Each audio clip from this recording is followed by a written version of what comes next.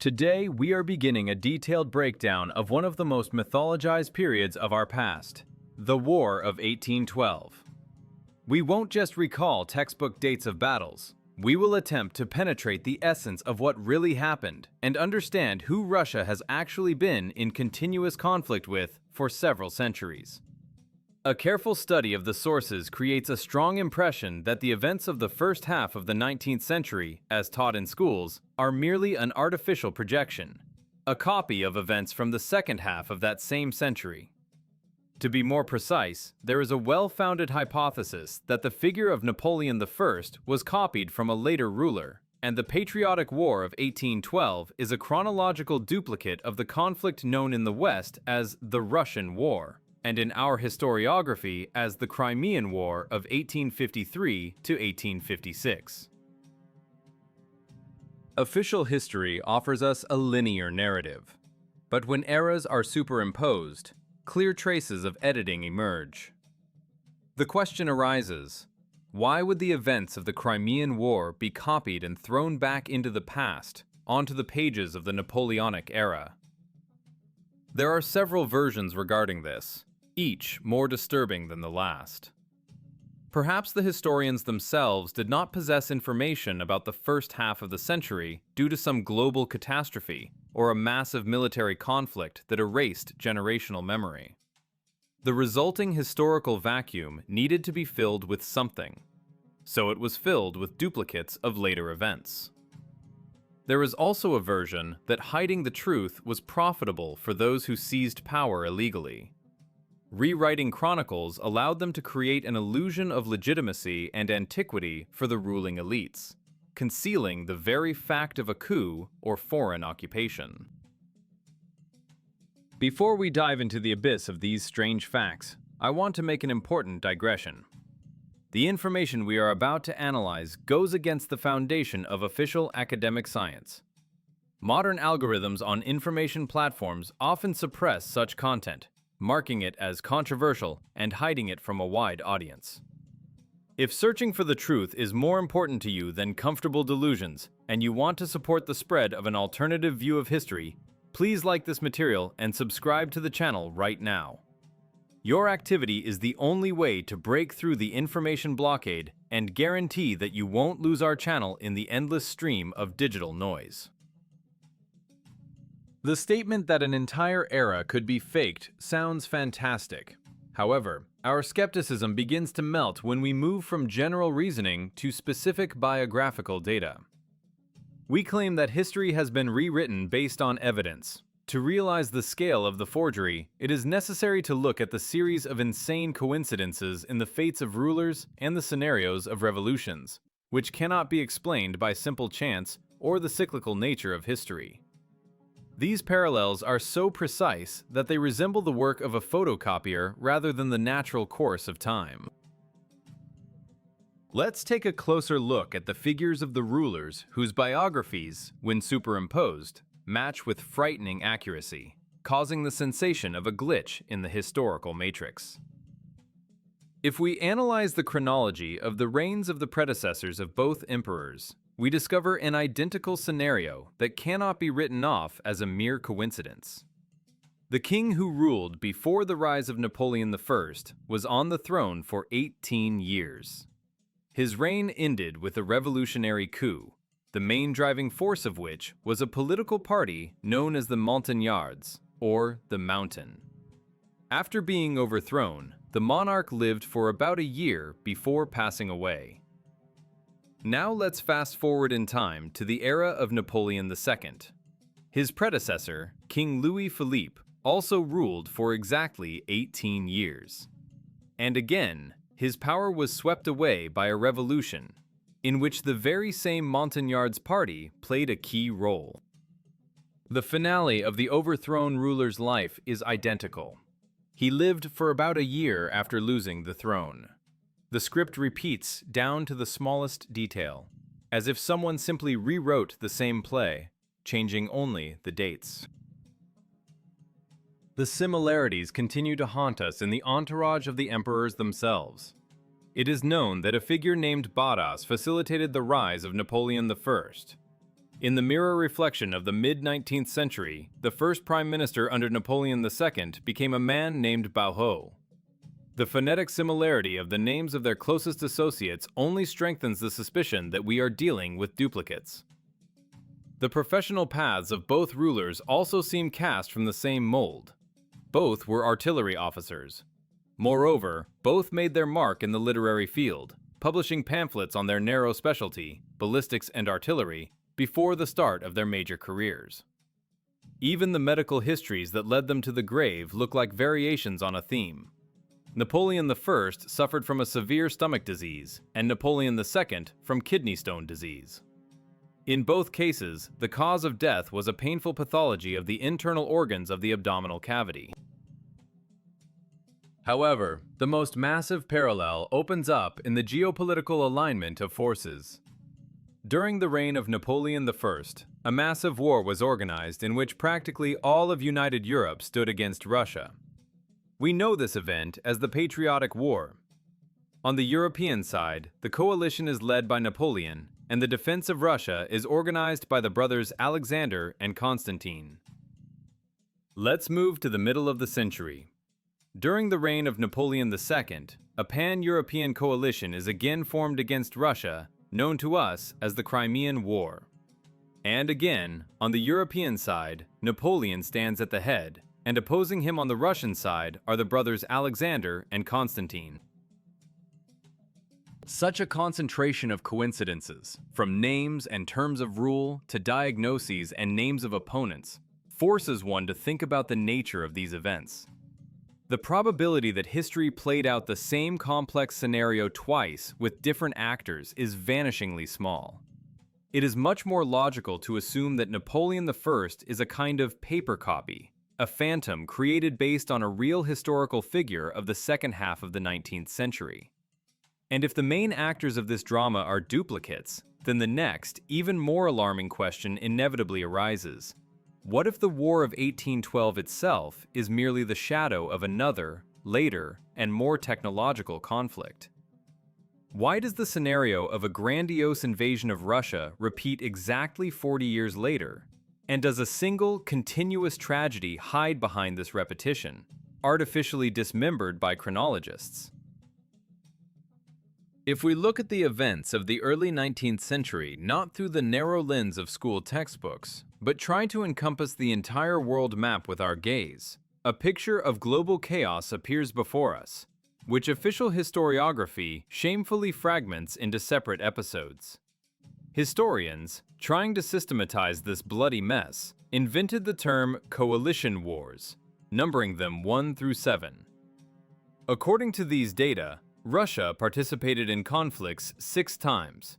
However, Napoleon's march on Moscow is just a small fragment of a giant mosaic. There is a strong impression that during this period, a total redivision of the world was taking place, affecting all continents, which more closely resembles the consequences of some global catastrophe that destroyed the previous world order. The synchronicity of combat operations stuns the imagination. At the very time cannons are thundering in Europe, on the other side of the Atlantic, the War of 1812 to 1815 between Britain and America is flaring up. South America is also engulfed in flames. From 1810 to 1826, continuous wars for the independence of Spanish colonies are ongoing. The whole world is in a state of war. Yet we are asked to view each conflict in isolation. A special place in this series is occupied by the so-called Anglo-Russian War, which lasted from 1807 to 1812. Chronologically, this conflict lasted 4 years and 7 months, longer than the Great Patriotic War of the 20th century. But if you try to find information about great battles or massive naval engagements of that era, disappointment awaits you.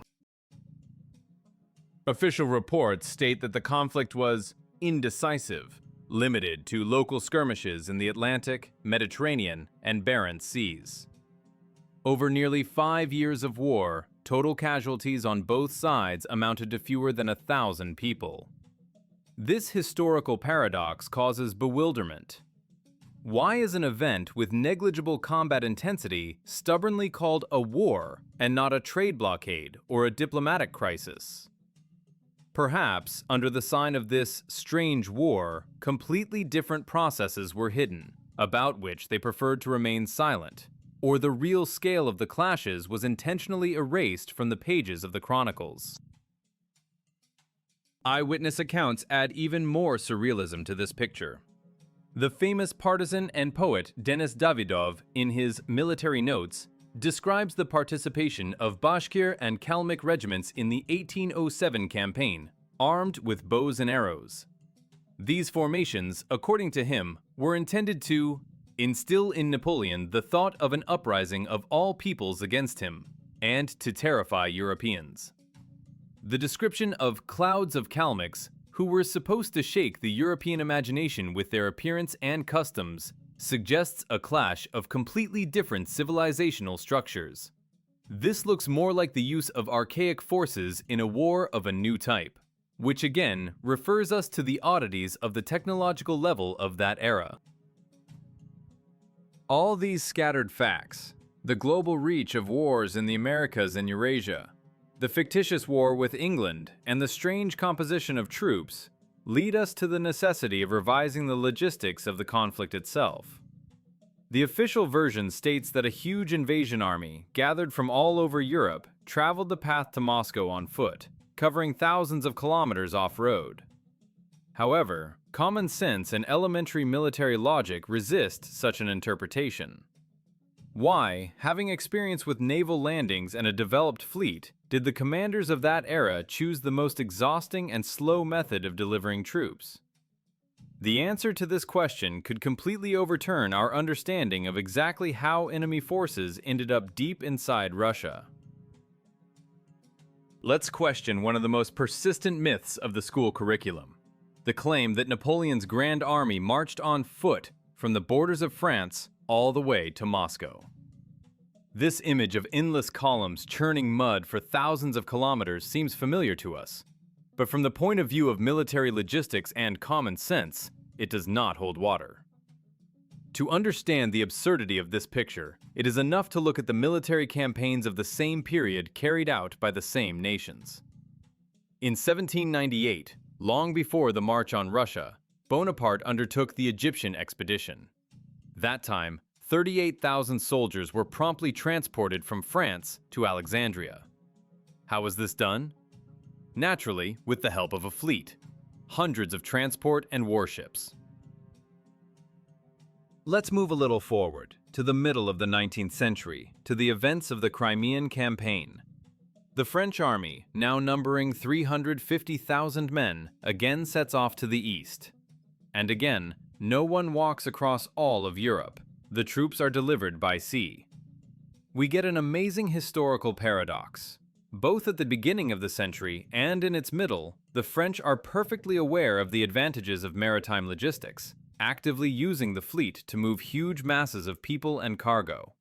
But precisely in 1812, in the interval between these events, the brilliant strategist Napoleon and his marshals seemingly collectively forget about the existence of the sea and decide to repeat the feat of medieval nomads, dooming their army to an exhausting foot march of more than 2,000 kilometers. It looks much more logical that the invasion was carried out in a fundamentally different way, characteristic of colonial wars of that era, through water arteries. The main tactic for seizing territories in the 19th century relied on the use of gunboats. The British and French mastered this method perfectly.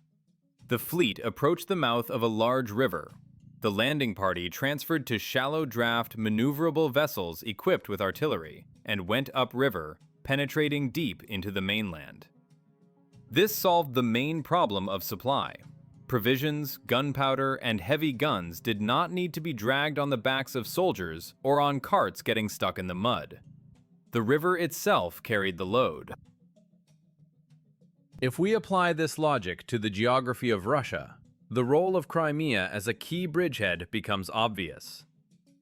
Capturing the peninsula gave control over the mouths of the great rivers, the Dnieper and the Don, leading straight into the heart of the country.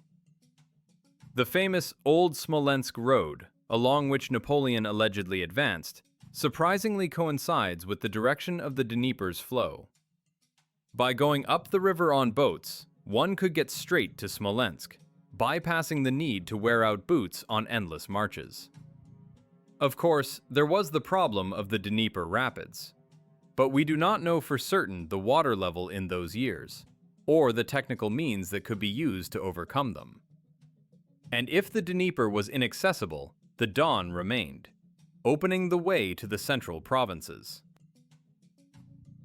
This theory of a water invasion from the south, through Crimea and then along the rivers, explains why the main events of the so-called Crimean War and the War of 1812 could be descriptions of the same process of conquest.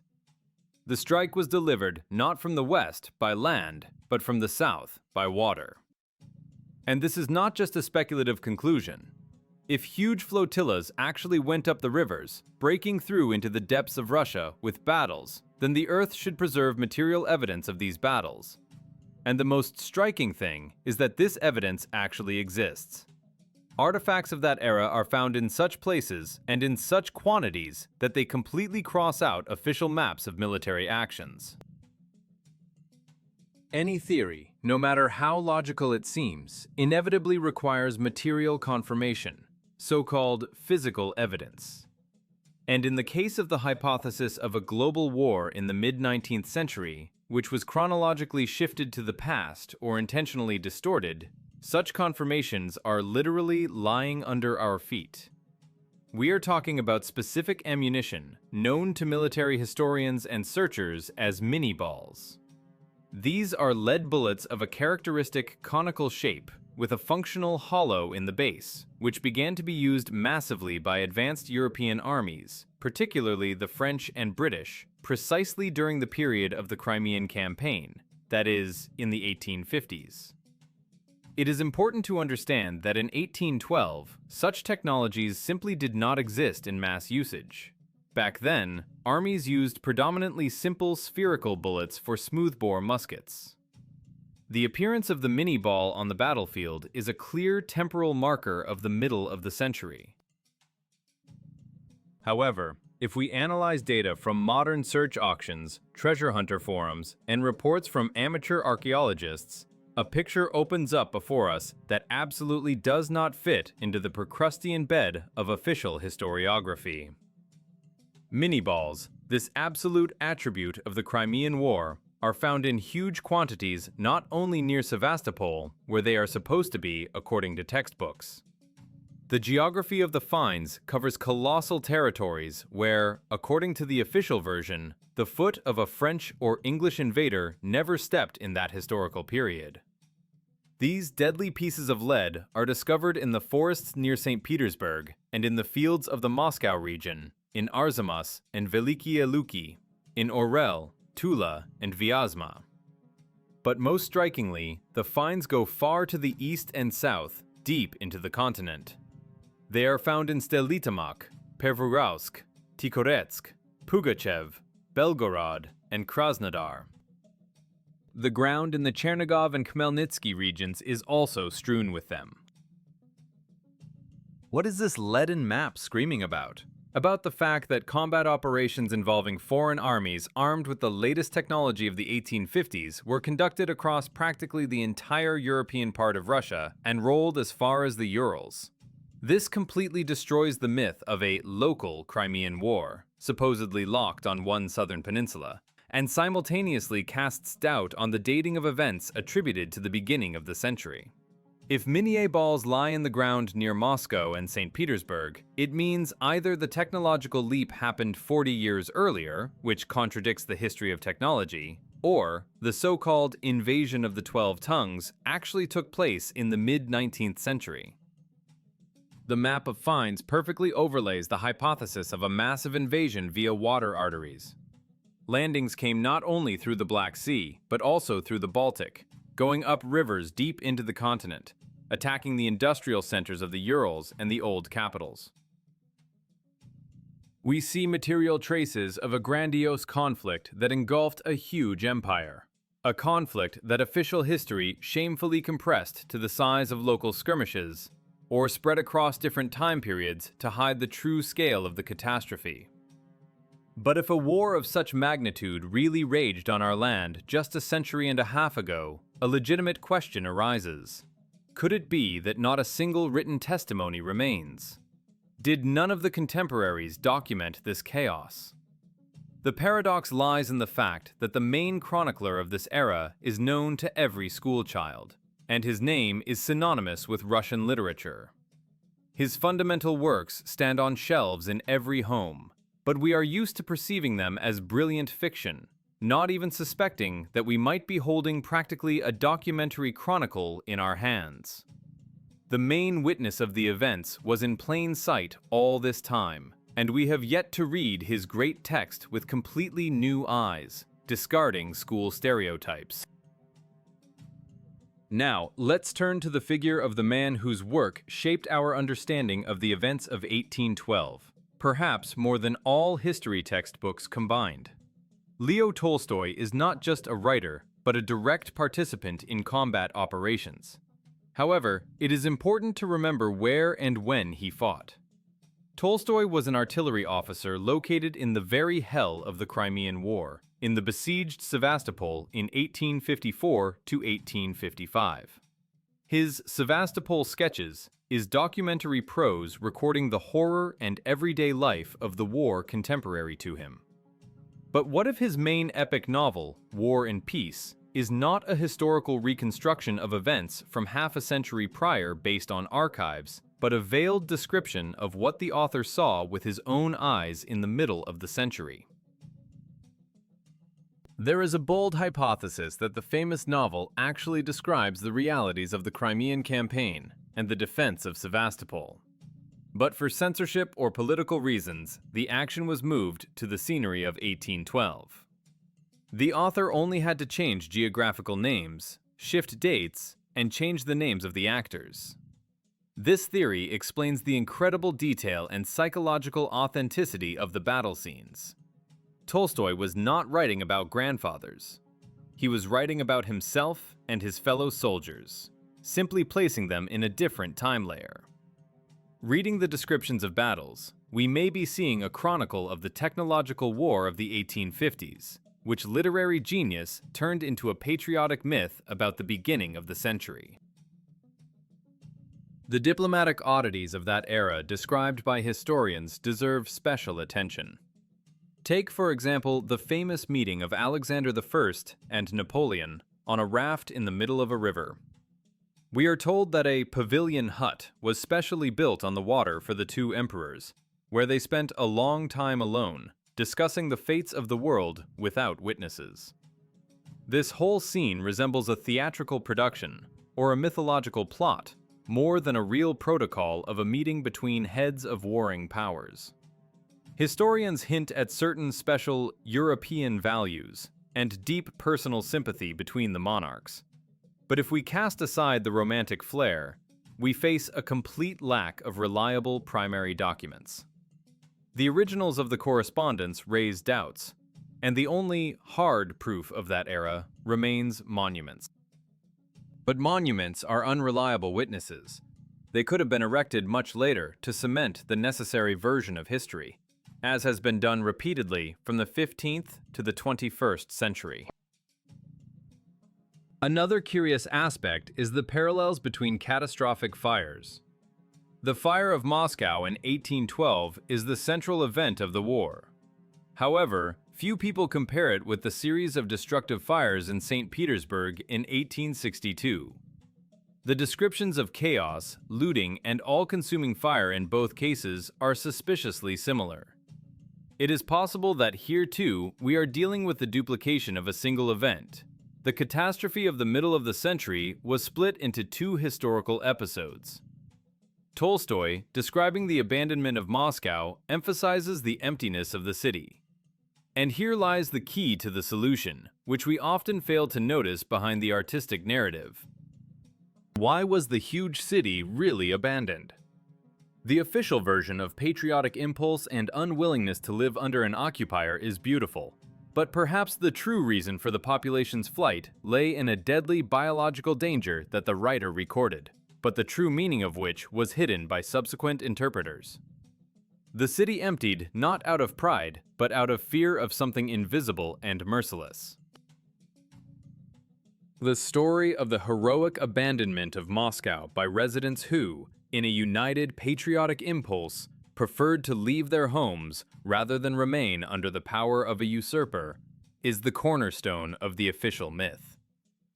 However, if we remove the emotional component and look at the facts through the prism of sanitary epidemiological logic, a completely different, much darker picture opens up before us.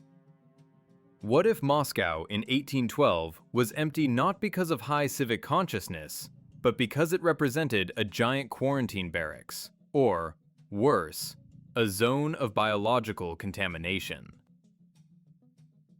Let's recall the tragic events of 1771, when the city was devastated by an epidemic. Perhaps by the beginning of the 19th century, or by the period hidden behind this date, the consequences of the plague had not yet been overcome, or a new, unknown disease had flared up. There is a version that Kutuzov's strategy was not to save the army by retreating, but to lure the enemy into a deadly trap, into an empty, infected city from which life had departed long before the appearance of French banners. Eyewitness accounts, if read carefully, confirm the version of total isolation. The great poet Alexander Pushkin, whose letters are often perceived only as literary heritage, left us a very specific description of movement around the country. He complained that the way to Moscow was blocked by many cordons. I was told that 5 quarantines have been set up from here to Moscow, and in each I will have to spend 14 days. Think about these numbers. 5 quarantines of 2 weeks each. That is more than 2 months of total isolation just to travel along the road. Such measures are not taken during a normal war, but during a catastrophic pandemic, when any traveler is perceived as a carrier of death. The poetess Evdokia Rostopchina also echoed this mood in her poem, exclaiming, "Oh, how empty, oh, how dead is the first-throned Moscow."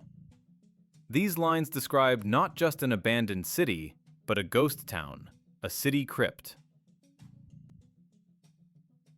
This hypothesis is unexpectedly confirmed by technologies of the mid-19th century. If we turn to the first photographs of cities of that era, whether St. Petersburg, Moscow, or European capitals, we are struck by the same detail: frightening emptiness. Huge avenues, wide squares, majestic buildings stand completely empty. There are no crowds of people on the streets, no dense traffic of carriages, no trading bustle. Official science explains this by the technical features of early photography. Allegedly, too long an exposure erased moving objects. But this version crumbles when, in the same shots, we see clear shadows from trees and posts, or solitary figures that for some reason remained in the frame. It is far more likely that these photographs, taken in the 1850s and 1860s, just after the assumed real war, dispassionately recorded the consequences of a catastrophic population decline. The city stood empty not because of the lens exposure, but because there was no one left to live in them.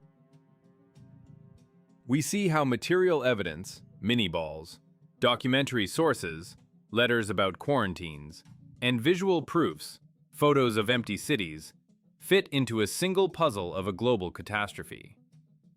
But if the physical reality of that time was distorted by historians, it is logical to assume that the falsification penetrated even deeper. The emptiness of cities and the substitution of wars are just the tip of the iceberg. The chronological shift that cut the history of the 19th century in half affected the finest matters of human existence: culture, art, and music. It turns out that history was literally glued together from pieces, and even great creators of the past might have been merely reflections of each other. When we begin to analyze the cultural and administrative layers of the first half of the 19th century, the feeling that we are inside a glitching computer simulation, or, if you like, a historical matrix, becomes practically insurmountable. The falsification of history is not just the rewriting of battle outcomes. It is the creation of systemic duplicates on the scale of the entire state. Even such seemingly chaotic events as city fires and subsequent bureaucratic decisions have their mirror doubles in the second half of the century. Consider the chronology of recovery after disasters. After the famous fire in Moscow in 1812, about 30 years pass, and the depot of exemplary weights and measures is established in Russia, 1842. Now look at the mirror of the era. In 1862, a terrible fire occurs in St. Petersburg.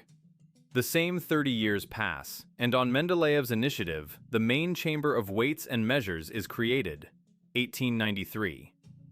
The scenario is identical. Catastrophe, a pause of 3 decades, creation of a metrological institution. Another marker. In the year of the Moscow fire, 1812, the Russian Bible Society is created. Exactly 1 year after the St. Petersburg fire, 1862, the activity of the Russian Bible Society resumes. The coincidences of dates and names of institutions are so precise that it seems as if the administrative apparatus simply executed the same algorithm of actions, which was later spread across different dates. But the most incredible thing opens up when superimposing the biographies of statesmen. Let's compare Prince Alexander Golitsyn and Count Dmitry Tolstoy. Golitsyn is born 39 years before the events of 1812. Tolstoy is born 39 years before the events of 1862. Both are convinced reactionaries. The career rise of both occurs according to one scheme. Shortly after major peasant reforms, the decree on free plowmen at the beginning of the century, and the abolition of serfdom in the middle, they become Ober-Procurators of the Holy Synod. Golitsyn manages the synod for 14 years, Tolstoy for 15 years. Both also hold the post of Minister of National Education. Death overtakes them after a practically identical period of time following the end of their main wars. Golitsyn dies 32 years after 1812. Tolstoy 33 years after the Crimean War. These are not just similar fates. These are biographical clones. We see the same principle of personality multiplication in art. 15 years before Napoleon I's campaign, the composer Franz Schubert is born. 15 years before the Crimean War, Modest Mussorgsky is born. Both lived tragically short lives, and their creative heritage is surprisingly similar in structure. It is predominantly vocal music, songs, and romances. Schubert dies 7 years after the death of his emperor contemporary, Mussorgsky 8 years after the death of his. It seems that the real creative heritage of one genius composer was artificially divided between two phantoms separated in time. If we shift the chronology even further, Mozart also fits into this scheme, whose surname phonetically echoes Mussorgsky's, and to whom the instrumental part of the common heritage was possibly attributed. These examples from politics and art prove that the history of the first half of the 19th century was almost entirely invented, or rather, constructed from fragments of reality from the second half of the century. We are dealing with a colossal forgery, where biographies, death dates, and creative achievements were shuffled like a deck of cards. But the main question that chills the soul sounds like this. Why? Why was it necessary to invent a whole century, create phantom emperors, and duplicate wars? What monstrous truth was so unbearable that to hide it, the memory of all humanity had to be rewritten? Obviously, something happened in the first half of the 19th century that the elites decided to forever erase from collective consciousness, filling the resulting void with beautiful but false decorations. Summarizing our investigation, we face a frightening uncertainty. All the facts we have analyzed, from biographical duplicates of emperors and composers to bullets that were ahead of their time, and the strange logistics of invasions, indicate that the official version of 19th century history is an artificial construction. It is a set of decorations hastily erected on the ruins of the real past. But what exactly is hidden behind this facade? Why was such a massive and complex rewriting of chronicles required? In my opinion, the answer lies in events that official science prefers to call blank spots, or ignore altogether. There are at least 4 main versions explaining this historical forgery. The first reason could be banal, but no less tragic. Perhaps the chroniclers and historians working in the second half of the 19th century genuinely did not know what happened a few decades earlier. This could have happened due to a massive global war or a natural catastrophe of planetary scale that severed the connection between generations, destroyed archives, and plunged humanity into the chaos of amnesia. Restoring order, the new history was written literally from memory, filling the gaps with myths. The second version sounds even more radical, but finds more and more supporters among independent researchers. In the first half of the 19th century, something could have happened that goes beyond our understanding of the technological progress of the past. We are talking about a powerful military conflict using weapons of mass destruction, possibly even of a thermonuclear nature. Traces of fused soil, strange craters, which are often passed off as karst lakes, and those same empty cities could be a direct consequence of this event. Such an incident was decided to be classified at the highest level, so as not to cause panic and to hide the very fact of the existence of high technologies in the past. The third reason is of a political conspiratorial nature. A war or catastrophe occurred, thanks to which a certain group of people, or, as some sources claim, forces of a non-human nature, illegally seized power over most of the planet. To legitimize their rule and erase the memory of the previous world order, the invaders rewrote history, inventing ancient lineages and non-existent dynasties for themselves. Falsification became a tool for retaining power, so that people would have no doubts about the legitimacy of the existing system. Finally, the fourth version, combining the previous ones. The events of the first half of the 19th century were chronologically shifted or moved to other periods, for example, to deep antiquity, resulting in a historical vacuum. This void, lasting several decades, needed to be filled with something, and it was filled with a copy of events from the second half of the 19th century, simply by changing names and dates. That is how clone wars and double rulers appeared. We stand only at the very beginning of the path to realizing what actually happened. But one thing is certain. Without reliable data about the past, we cannot adequately evaluate the present. However, we have evidence capable of shedding light on the nature of that very catastrophe, and we are ready to present it. In the next video, we will break down specific, tangible proofs of a global cataclysm that changed the face of the Earth quite recently. If you are not indifferent to your past and want to know the truth that is being hidden from us, be sure to subscribe to the channel and hit the bell icon so you don't miss the second part of this investigation. Share this material with friends and like-minded people. Let them wake up, because knowledge is the only weapon against manipulation. In the next episode, we will reveal the secret of exactly what they were trying to hide by rewriting dates and erasing entire cities from maps. See you soon.